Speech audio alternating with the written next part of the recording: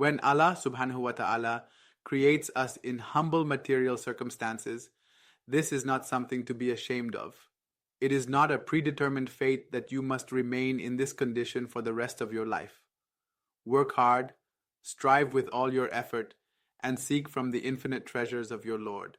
Do all that is in your power, and if you succeed, that is what is best for you. But if you do not reach your goal, know that it is still what is best for you.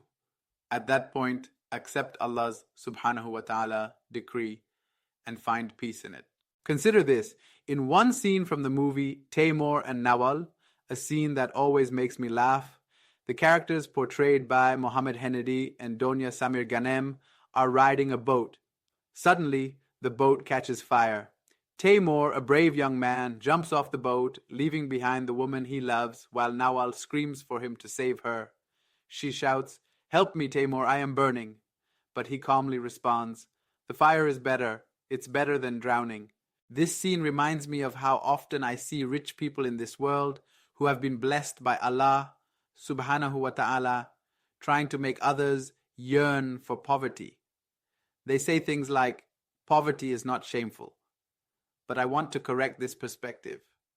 The truth is, money is not a shame, but poverty, in the sense of lacking resources to meet basic needs, can indeed be seen as a challenge. There is a significant difference between having wealth and being truly rich. A person might have $1 billion in their bank account, but if they are constantly looking for more and comparing themselves to others, always chasing an illusion of wealth, can we truly call them rich? Money becomes a mere number, not something that brings contentment or benefits either to them or to others. They are just collecting it like a hobby, similar to someone collecting rare stamps or old coins. The true richness is not found in the accumulation of wealth, but in being content and satisfied with what you have, regardless of the amount.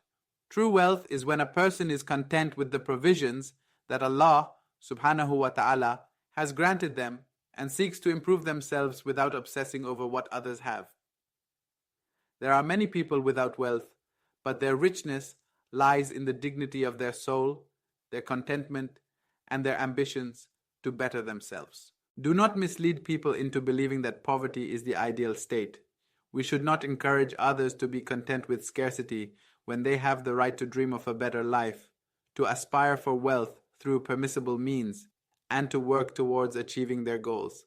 Every person has the right to strive for a better life, and it is not wrong to want to be wealthy as long as it is achieved through lawful means and used for good purposes. However, at the same time, we must separate the concept of contentment with Allah's Subhanahu Wa Ta'ala will from laziness or complacency.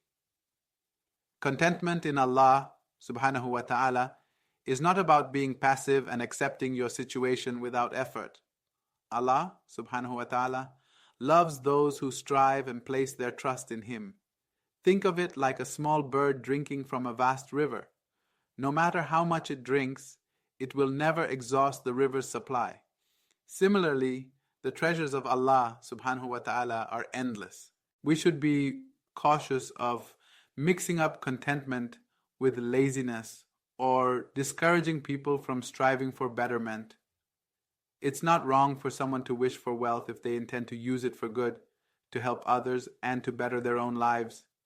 Every individual has the right to dream of being the wealthiest person in the world, as long as their wealth is earned through lawful means and used in ways that are pleasing to Allah Subhanahu Wa Ta'ala. At the same time, it is also permissible for someone to be content with what they have, as long as they do not desire more than what Allah Subhanahu Wa Ta'ala has provided them, and they thank Him for what they have. We must understand that the real test lies in how we strive and what we do with the resources Allah Subhanahu Wa Ta'ala grants us. If someone is born into humble circumstances but makes efforts to educate themselves, work hard, and seek lawful means to improve their life, asking Allah Subhanahu Wa Ta'ala for success, then whatever happens, whether they succeed or not, their contentment and gratitude towards Allah Subhanahu Wa Ta'ala will earn them Allah's Subhanahu Wa Ta'ala pleasure.